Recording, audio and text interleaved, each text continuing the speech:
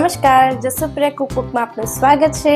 આજે લઈને આવ્યા છે એક ટેસ્ટી ચટપટી રેસીપી જે છે મેગીના બોલ્સ। મેગી તો દરેક જણ ખાતા જ હોય છે, તો આપણે એને એક અલગ રીતે રેસીપીમાં કન્વર્ટ કરીને એના બોલ્સ બનાવીને હું અહીંયા તમારી સમક્ષ રજૂ કરીશ।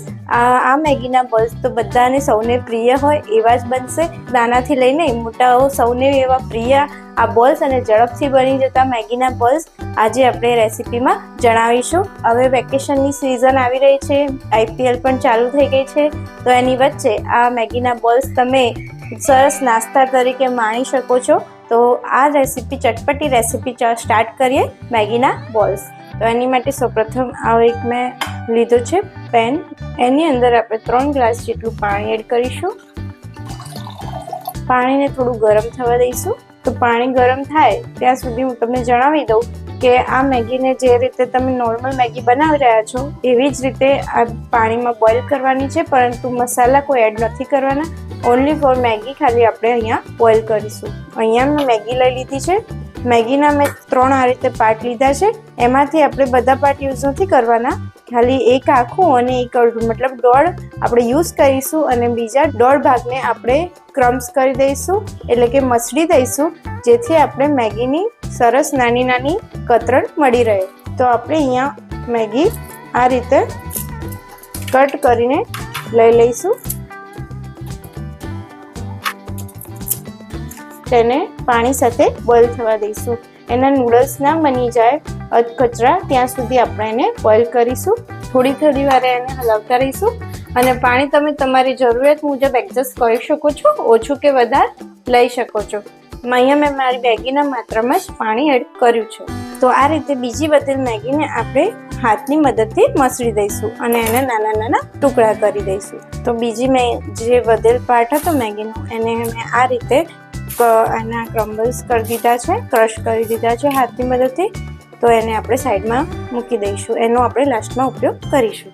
અને આખી નૂડલ્સ નથી થવા દેવાની, પરંતુ ઓલમોસ્ટ થઈ જાય, જે આપણે હાથની મદદથી દબાવી શકીએ એ રીતે આપણે એને બોઇલ કરવાની છે। તો આપણે એને બોઇલ કરીશું। મેગી આપણી બોઇલ થાય ત્યાં સુધી આપણે વેજીસને સોતે કરી દઈશું। તો આપણે અહીંયા એક નાની કોબીજ લીધી છે, આ રીતે એક મોટી ડુંગળીને ચોપ કરીને લઈ લીધી છે અને બીન્સની 5 થી 6 આ રીતેની કળીને આ રીતે સમારી દીધેલ છે અને એક આપણે લીલું મરચું લીધું છે।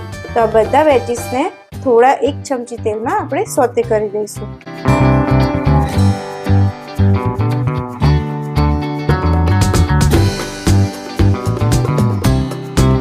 લીલું મરચું આપણે સોતે નહીં કરીએ તો પણ ચાલશે।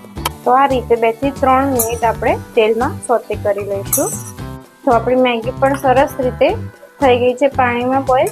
તો ઓલમોસ્ટ આપણી મેગી થઈ ગઈ છે। તો ગેસની ફ્લેમ આપણે ઓફ કરી દઈશું। તો આપણે આ બોઇલ થયેલી મેગીને આ રીતે નીકાળી લઈશું। આપણા વેજીસ પણ સરસ રીતે થઈ ગયા છે સોતે। ગેસની ફ્લેમ ઓફ કરી દઈશું। તો હવે આપણે મેગીના બોલ્સ બનાવવા માટે બાફેલી મેગીને એક વાસણમાં એડ કરીશું અને આ જે વેજીસ આપણે શેલો ફ્રાય કર્યા હતા એ પણ અંદર એડ કરી દઈશું।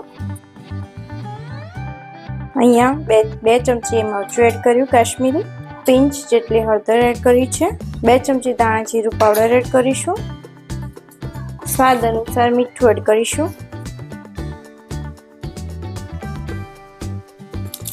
મેગી મસાલો એડ કરીશું।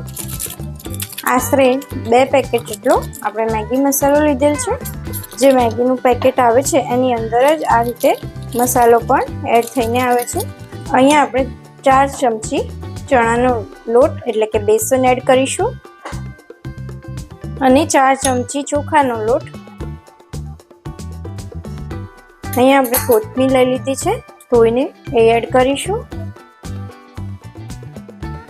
1 ઢોકળી જેટલું તેલ લઈશું।